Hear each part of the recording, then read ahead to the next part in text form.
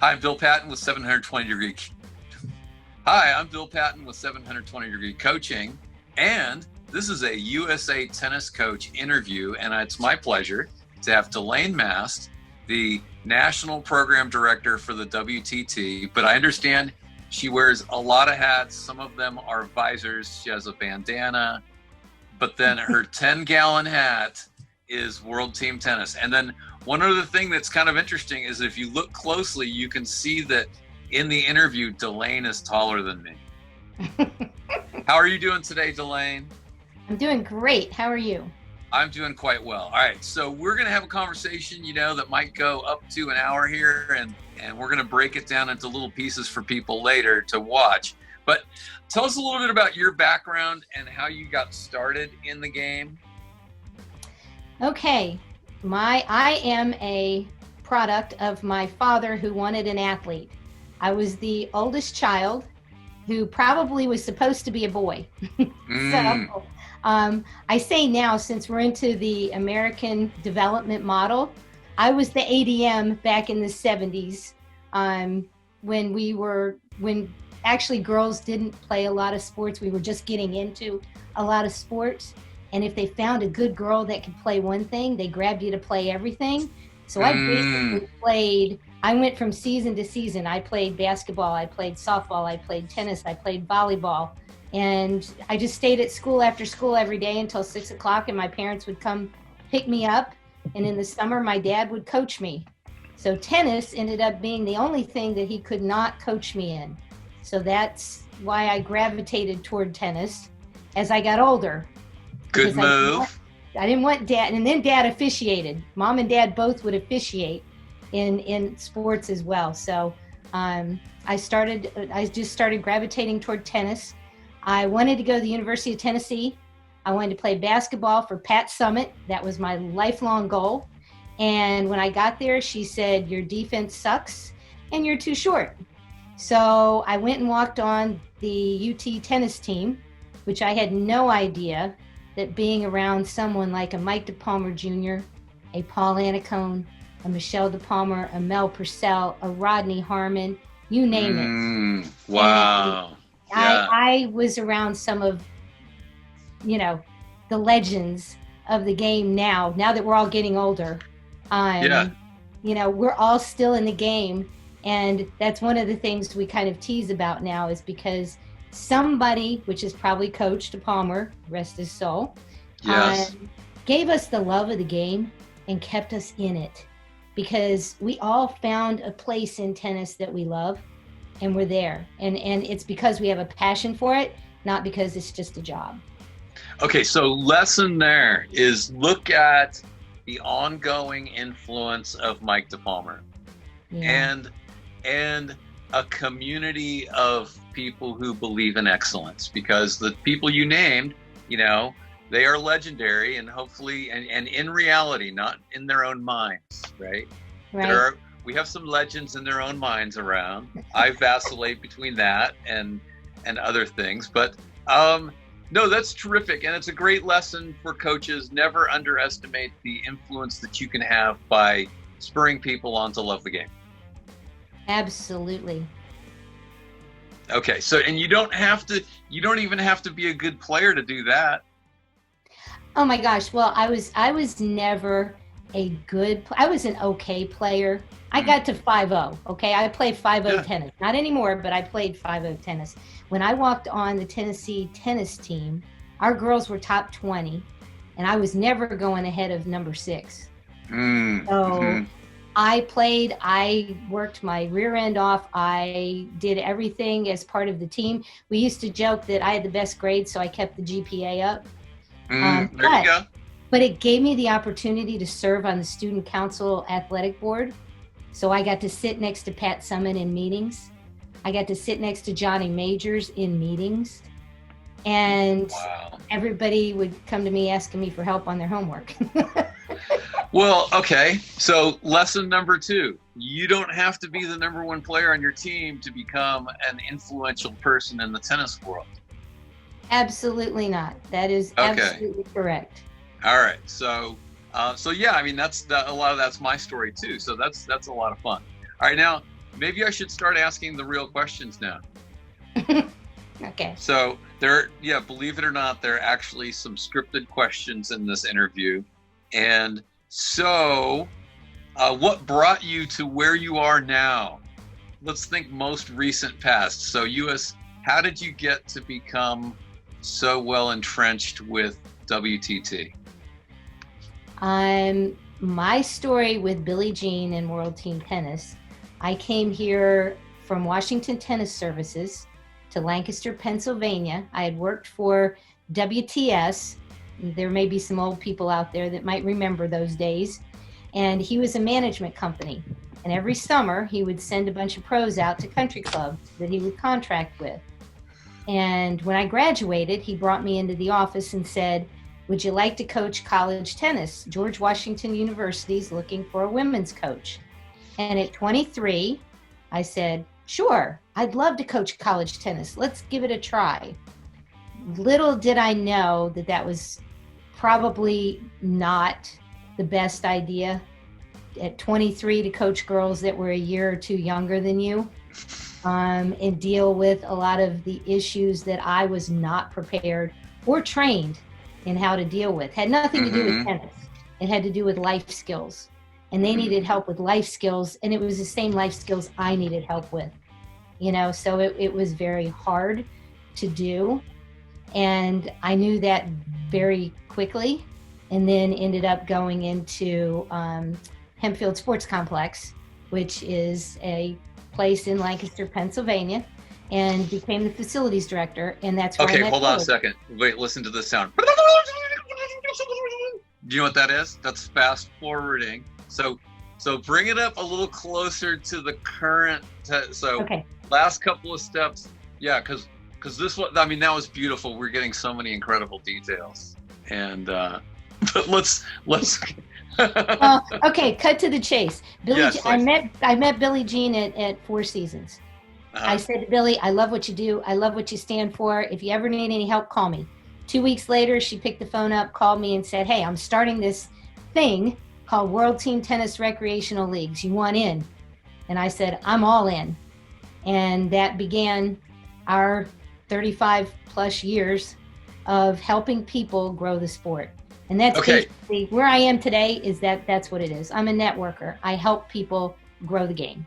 That's awesome. Lesson number 3, pick up the phone, call people and ask for help.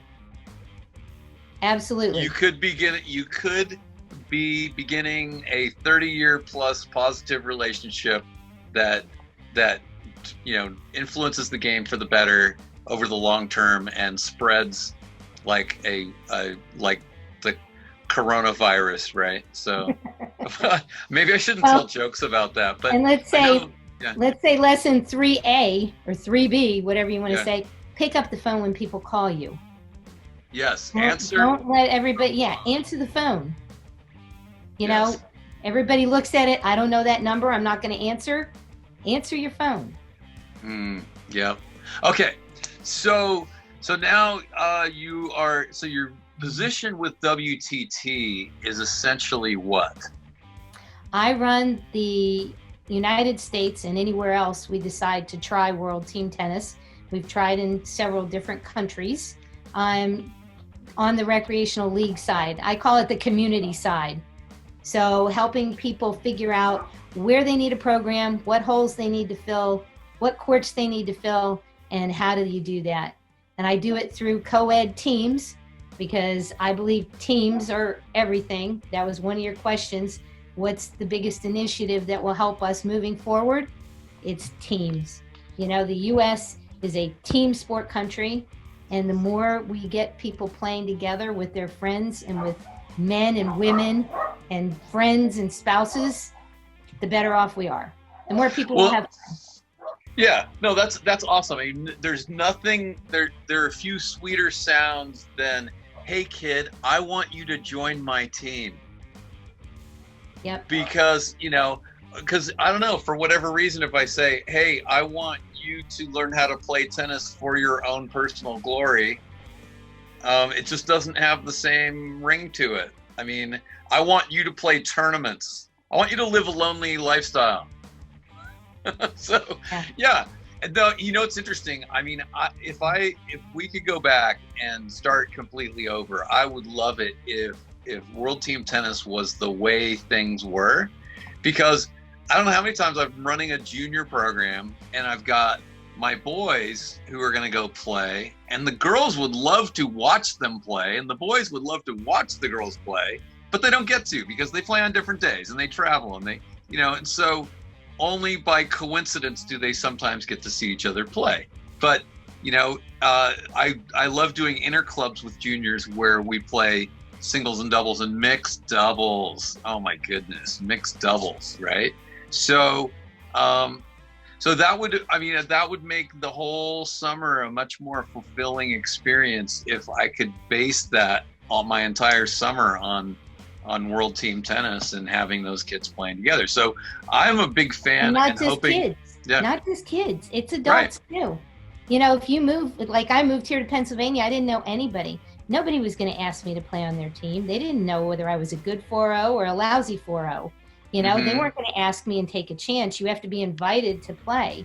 And with World Team Tennis, you can play the guys and the girls together.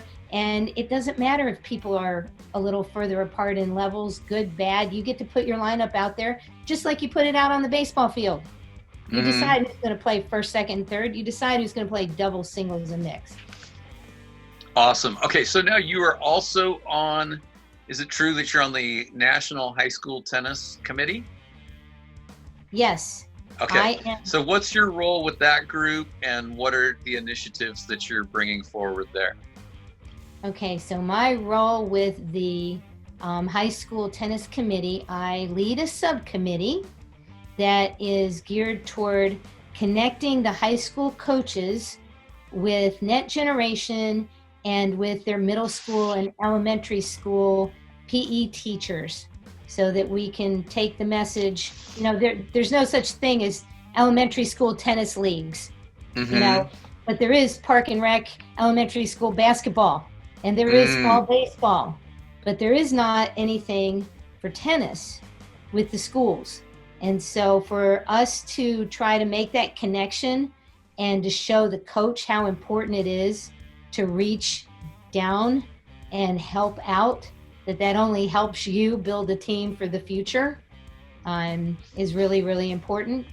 And getting them connected with Net Generation. I mean, I've become the biggest superstar here in my own backyard because I have 40 schools who now have signed up, and they've gotten their free equipment bags, they've gotten their curriculum guides, and they can run with tennis for a 6-week session in PE class, and they're good to go. That's awesome. So I have a funny little connection in that way, but in a little bit different way. And this is one of the sneakiest guerrilla marketing things you can do. Now, that was GUERRILLA. Guerrilla, not gorilla. Not gorilla. Okay, and there was a major controversy over that not too long ago, which was very unfortunate. But anyway, guerrilla marketing.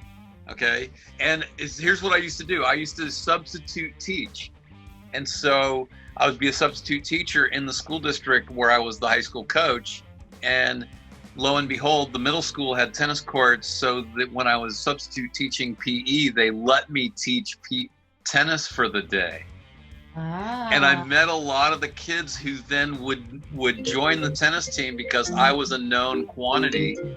They knew who I was, and they didn't hate me. So, and I wish I probably shouldn't state it any more nicely than that. It was that they knew who I was and they didn't hate me. And that became the nucleus of some championship teams because they came in with a little bit of experience, and we went forward, and they came in with a lot of enthusiasm. So yeah, I mean, I'm behind, and I'm totally behind any effort to get some more tennis being played earlier. And anybody who's listening to this, you can certainly call me, and I can help you problem solve or brainstorm how it's going to work in your area. So that's part of the problem, is the culture of every place is different, and the access that you have to go to lower levels is different. So there's no one solution to any of that. That's for sure. All right. Agreed. So, all right. So now, So the initiatives are to get more school districts exposing the kids to tennis earlier. Is that the top thing that's happening right now? Well, it's really to get the high school coach to think outside the box, and where is he going to build his future team from, and how can he get more connected. The high school coaches and school districts, since we don't have schools directors anymore like we used to back in the day, they're not really connected that well to the industry, not just the USTA, but the industry period. A lot of them are not certified teaching pros. A lot of them are teachers that do it after school. So there are a lot of things they have no idea exist out there. So a lot of it is just, highlighting the good ones, helping to expose it to the ones that don't know anything about what's happening, help them to bring more tennis to their own backyard, which in turn helps them with a stronger team, like you just said. You're a perfect example. Okay, so is there a connection between World Team Tennis and high school tennis efforts? Well, that is a very good question. We as in World Team Tennis, if I put my World Team Tennis hat on, we started 10 years ago. Billie Jean and I went and met with the CIF, which is the big high school group in California, and talked to them about offering a co-ed season, because Billie played CIF tennis growing up, offer a co-ed season between the girls and the boys seasons. And it took us literally 10 years to get them to do it. And we are in our 5th year of actually running World Team Tennis high school leagues within the CIF in the San Diego area. We're getting Orange County on board. And we now do some events with different areas of, where I know coaches, where we've got connections, where they want to do something. Yeah. And it's become the format for junior team tennis. And that was by design. USTA and World Team Tennis decided, why create two different things? Let's just play co-ed team tennis, use the World Team Tennis format, and play junior team tennis. So at the high school level, for junior team tennis. So forgive me for a second, because I've been out of the loop about junior team tennis for a while. So when is that now national? All junior team tennis is now in a World Team Tennis format in the summer?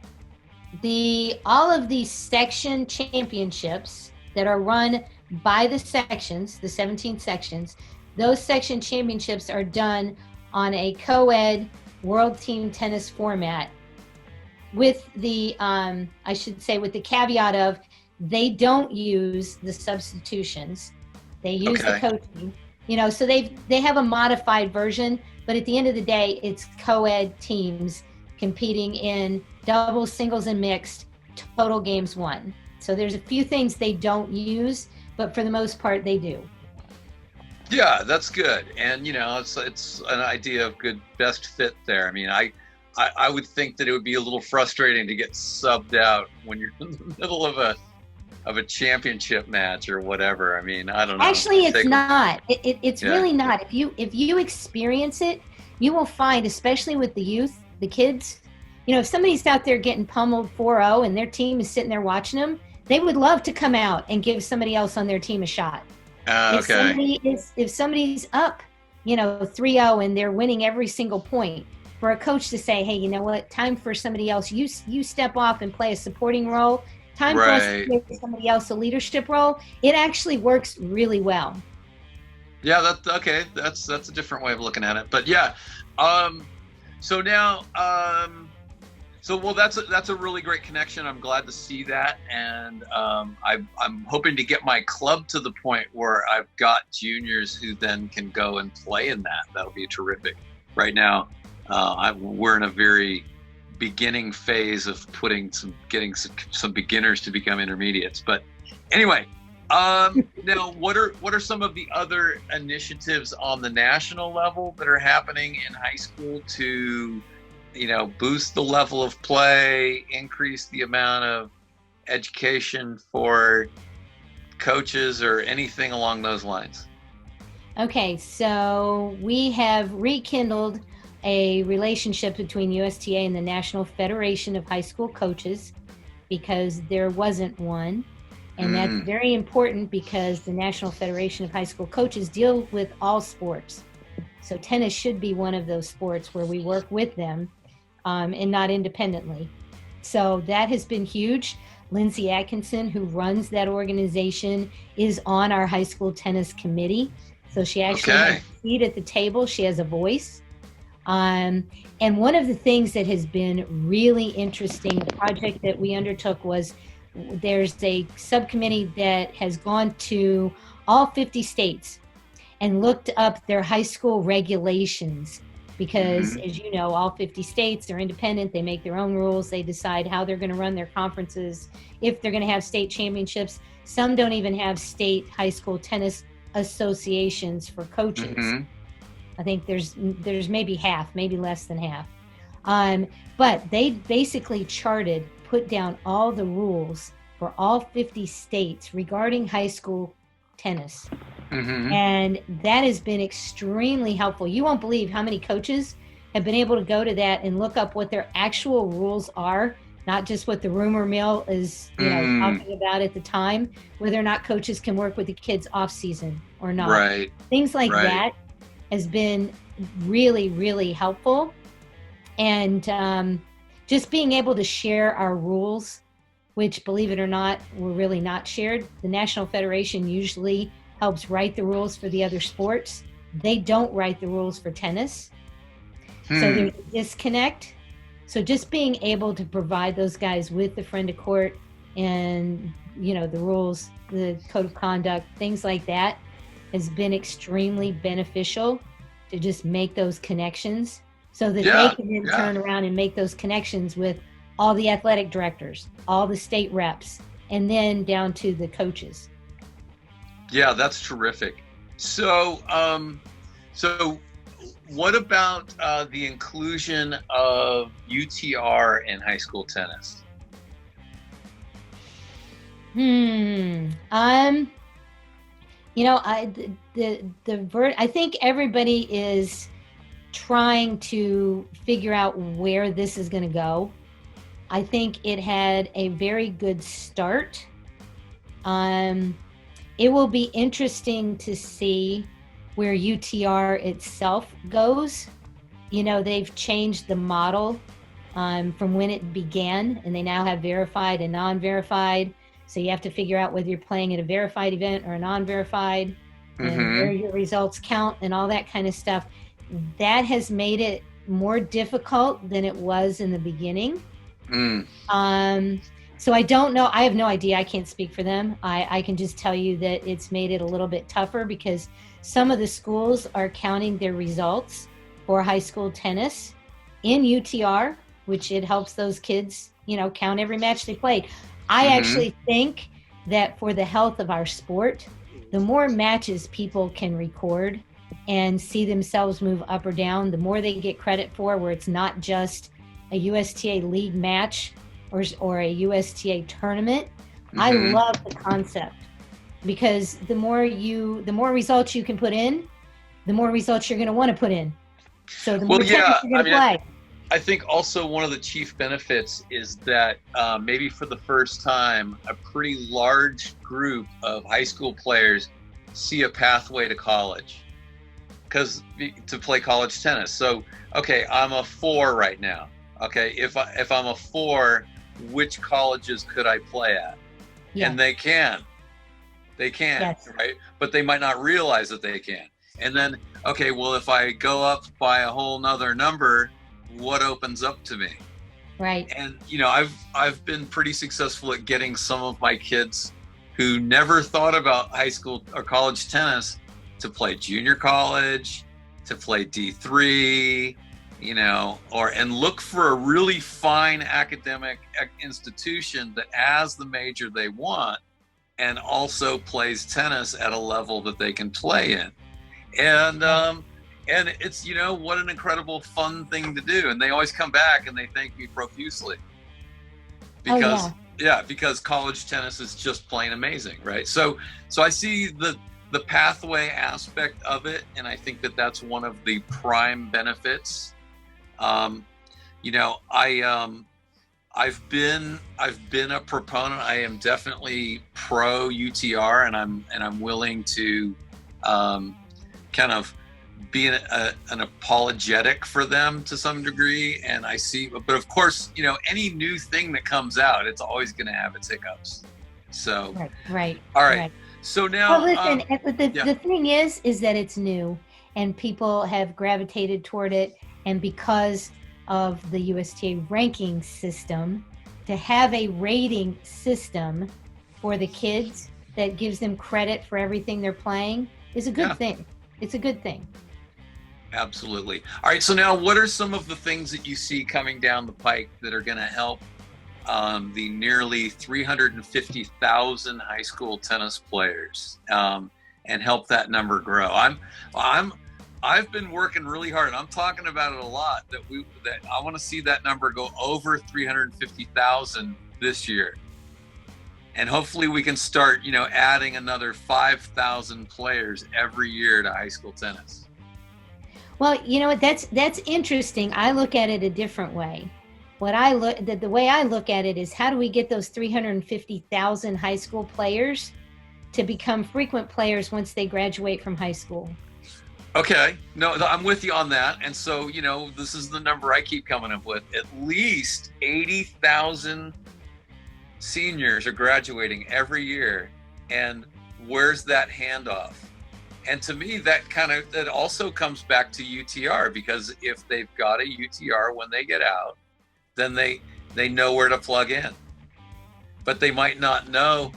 When they graduate from high school, they might not know if they're a 3.5 or a 4.0, or even if the adults even want them. Right. Or if they want to be with the adults, they might not know any of that. I mean, so the handoff at this point is not great. So how do we make that handoff from college from high school into college and get these kids to play frequently? Well, I think one of the things that has made it a challenge with our sport is most of your high school tennis players, okay, especially the ones that are not diehard, they're not ranked juniors, they're not traveling, you know, they don't already have offers coming in from coaches. I'm talking about your regular kid that picks the racket up in the spring and plays 8 weeks, plays a little bit in the summer, and then puts it back down for something else. A lot of these kids are incredibly bright. That's usually the profile of a tennis player. You know, they're incredibly good with academics because they're very independent. They're very driven. You know, they want to control their own destiny, which is one of the reasons they like the sport. You know, you sink or swim. Once you get out on the court, you're out there. Nobody's going to save you. The coach isn't going to come out and relieve you. But I think that because of that, you have a lot of kids who would love to play tennis, but their academic path and their tennis don't actually match up to a school. Does that make sense? Right. Yeah. Like, oh, you want to go to UCLA? Congratulations. Right. Congratulations. Yes, sign up for the club team. Well, and that's fine. I mean, we need more kids to play on club teams. I mean, my son burned out on junior tennis, played 4 years of high school tennis, and then he was on his club team and he loved it. He absolutely loved it. You know, that's a great way. So if we can, you know, so coaches, you know, when your kids are graduating, make sure that they know about tennis on campus and club teams and all that stuff, and push them a little bit, you know, challenge them to sign up for that, because they're going to have fun and it's going to be great. And then, you know, one of the things that I always say about high school tennis is that's where the future 4.0, 4.5, and 5.0 players are coming from. They're not necessarily coming from juniors. Juniors are probably going to burn out and you won't see them until they're 35. High school players who end with a lot of enthusiasm can go right in, and if we do a good job coaching them, they become 4.0 by the time they graduate, or maybe even higher. So it's a great way to get them ready. That's the real player development to me. I mean, we focus so much on the 1% that we miss the 99%. All right. So well, it's interesting you say that, because my youngest they both played college tennis. They both played D1. They both got scholarships. My youngest went to the smallest D1 school in the country. My oldest went to Penn State. So they were at opposite ends of the world. But my youngest came to me after he's in med school, and that was his goal, was to get into medical school. And he said, I could care less if I ever play another tournament again. I don't ever want to spend my weekend going off by myself to play in anything. But if anybody wants me to play on their USTA team, 5-0, 4-5, I'm there. I'll play with my buddies and show up for matches. But don't ask me to ever go play a tournament again. That's, and that's very well said. I appreciate that. I have nothing to add. So now, what messages, and I think that statement is probably a springboard for some other good stuff. So what messages do you have for parents who take a side eye at high school tennis, or private coaches? What messages do you have about the value of it, whether to play it or not, who should play it, how should they treat it? Okay. Well, there's two levels. When I'm speaking to a high school parent, a parent of a high school player who is a good player, and they're saying, why would I have my kid play high school tennis? He's busy training and getting his ranking, and he's going to go play college tennis. And I tell him, one, college coach wants to know that you know how to be part of a team. They don't need a prima donna. They don't want a prima donna. Two is you deprive your kid of the opportunity to represent their school. There is nothing better than a high school kid getting his name on a banner in the gym that will be there forever as the 2-time state champion. The Hall of Fame. The Hall of Fame. You got it. But and if there's the Hall of Shame. That's a whole experience you don't want them to miss. And they're on track to do that. How cool would it be? I mean, that was my kid. My kid's whole goal, he would go to Vandermeer's and go to school in the fall, and he'd come home and play for his high school in the spring and go to school at the high school, and he'd play the state championships, and he would help his buddies get better, and he would fight through the crappy weather. But at the end of the day, when they raise that banner in the gym, that is the thing he is most proud of. That is awesome. And yeah, I mean, and consider a kid who goes to their 10-year reunion and their team didn't win the championship, and then they see the former teammates they would have had, and they didn't win it, but they were just missing one player that could have made all the difference.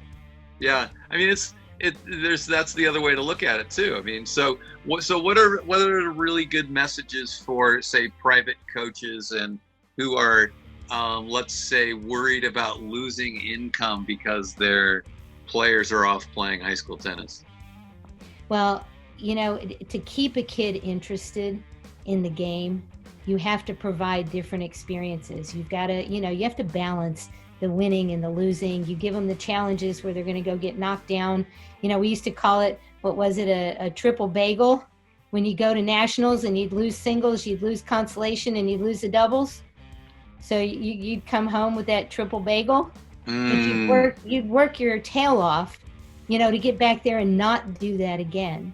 In high school tennis, depending on the ability of the kid, gives them a chance to shine, and it gives them a chance to work for someone else. You've got to follow the rules. I know a lot of the kids that were very top players that did not play high school tennis, when they got to college, I can name you a handful, and I won't, but I can name you a bunch that never finished college because they didn't think they had to listen to a coach. The coach wasn't going to tell them how to play, wasn't going to tell them what to do. The school wasn't going to tell them when to show up for classes because they'd been doing their own thing for so long that they just didn't think that they had to follow any rules from anyone else. Yeah. And I always tell the parents of the parents of the kids who also are good enough, like some of the kids that you probably have, that are good enough to play some college tennis, and the parents and the kids sit there and say, well, I don't want to play a college sport. I don't want to dedicate my college career to a sport. I don't want to have to worry about my academics and stuff. I tell them, listen, when you turn your kid loose in a college setting, to have a sport, to have a coach, to have an academic advisor who is watching over your child is critical to their success. Unless you have someone who will get themselves up every single morning and pop out of bed and go to class, whether the teacher cares if you're there or not, which most of the kids would probably say they weren't that good at, So to have an academic advisor, to have somebody who will help you put your schedule together, to have exercise and activity in your life. I tell them, you think you're going to go study 8 hours a day at college? You're not. You're going to, and even if you don't get any money in terms of a scholarship, getting to pick your classes first can save you a good $10,000. Oh, getting free tutoring. I mean, so there's a lot of value in it, even if you don't receive any scholarship money, because when you can pick your classes first, then there's less chance that you're going to be delayed by a quarter or even an entire year of school, right. Because there was one class you couldn't get into. I mean, that's pretty rough. All right. Well, and guess what? Guess if you have a healthy group of kids who love something that you love, how cool is that to walk into that setting rather than a parent worrying about what group of kids their kid is going to gravitate toward? Yes. And so you've got a built-in positive peer pressure situation if you've done your homework.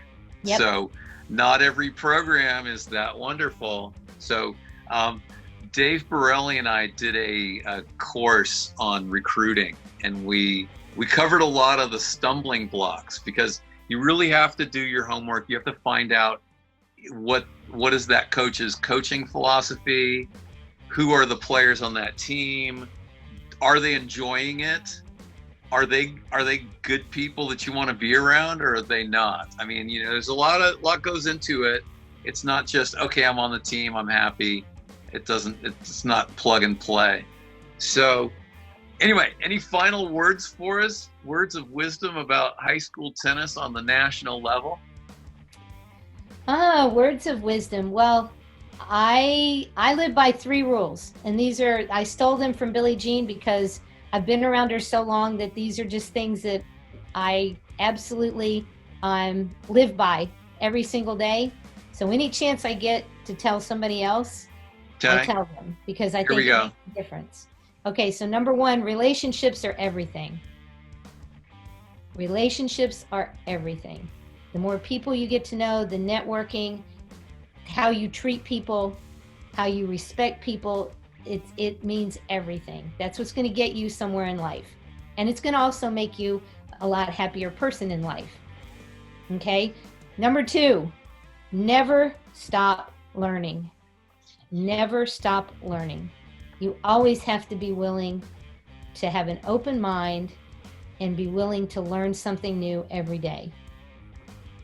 Okay? And number 3 is always be part of the solution. Because if you're not part of the solution, then you become part of the problem. So always become part of the solution. Those are the 3 things that I live by, and that pretty much covers most everything. All right. That's amazing. You're doing a really good job of making me feel like I don't have to add anything. Well, I could talk about this forever. I love this stuff. I mean, this is what life is about, Well, and people who watch these interviews know what I'm talking about, because I always like to fill in the missing piece, and that didn't happen here. So that's I'm not sure what to do with myself. But anyway, so one thing I want people to know is I would like you to invite me to come speak at your thing on high school tennis, and you should probably also consider having Delaine come and speak at your thing, right? And then when if you're in a state that doesn't have a high school tennis coaches association, why not take a vacation? Go to Florida, go to Texas, come to California. We've got some teaching workshops and all that coming up. I'm going to be speaking in Irvine coming up in June, last Sunday in June, Irvine, California. And I'm also going to be in Birmingham, Alabama in November.